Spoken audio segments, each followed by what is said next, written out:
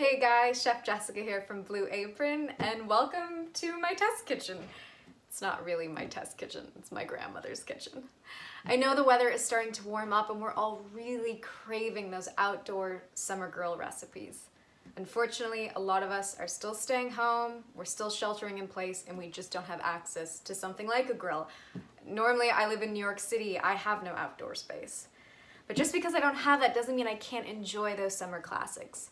Today I'm going to do a healthier spin on a classic burger. We're going to do goat cheese turkey burgers with a lovely balsamic glazed onion and a side of spiced carrot fries. So stick around and we'll get cooking.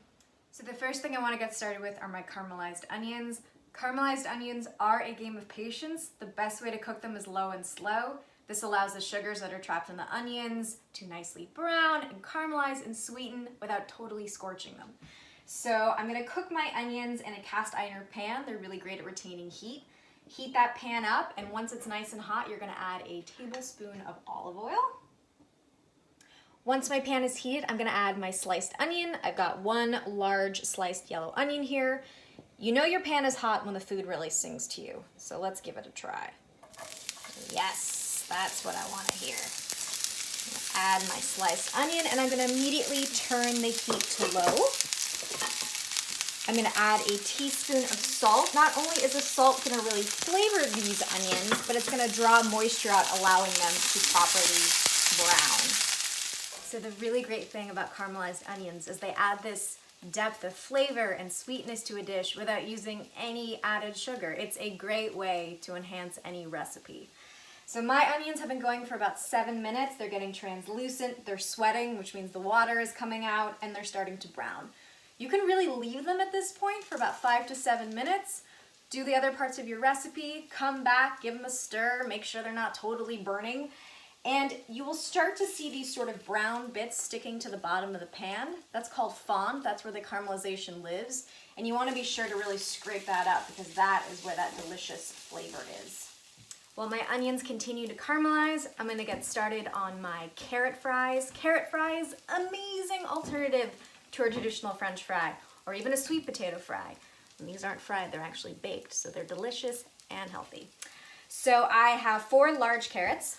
I am going to cut them in half crosswise, and then I am just going to quarter them lengthwise.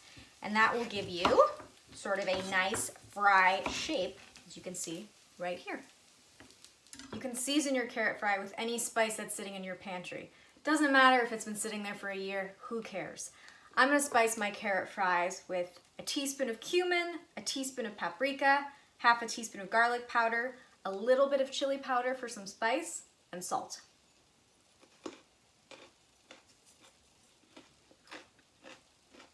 Add a teaspoon of olive oil, give them a stir to coat, try not to eat them all while you make them, and transfer them to a sheet pan to roast at 450 degrees, about 18 to 20 minutes, until they're tender when pierced with a fork and really nice and crisp. And now for the pièce de résistance, the turkey burger. Ground turkey is a wonderful, healthier alternative to ground beef. It's lower in calories, it's lower in saturated fat, it's a great source of lean protein, and it has a lot of essential nutrients. The only problem with ground turkey is it can be a little dry, it can be a little flavorless. We don't want that to happen. So what we're gonna do is to our ground turkey, we're gonna add 2 teaspoons of Worcestershire for that rich umami flavor. We are going to grate 2 cloves of garlic using what I could not recommend more, a microplane tool. And we're also gonna add 1 egg white, and the egg white is gonna help the turkey retain its moisture. It's also gonna bind it together. Just grating my last piece of garlic. I really can't recommend this tool enough. It allows you to get a really nice garlic paste without sitting there with a knife and finally chopping it. Once I have everything in my bowl of turkey, I'm gonna add a little pepper.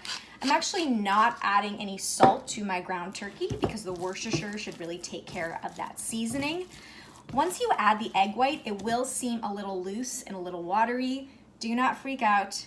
You will be able to form these into patties. I'm going to divide my turkey into 4 patties using very clean, wet hands. Ground turkey can be a little sticky, so I learned a really great trick. Once you form your patty, just store it on a piece of wax paper, and then it's really easy to transfer it from the paper to the pan. So I'm gonna go ahead and start to form these. And again, you want to have 4 equal sized patties, about half an inch thick. Wax paper. Perfect. So as I was forming my patties, I realized that my caramelized onions are basically done. They've been going for this entire time, so about 20 minutes. And you can see that they are golden and caramelized, and they look absolutely and smell absolutely delicious. I'm gonna finish them with a tablespoon of balsamic vinegar, just to give it a little bit of tang, and then I'm gonna transfer these to a bowl and cook my burgers in here.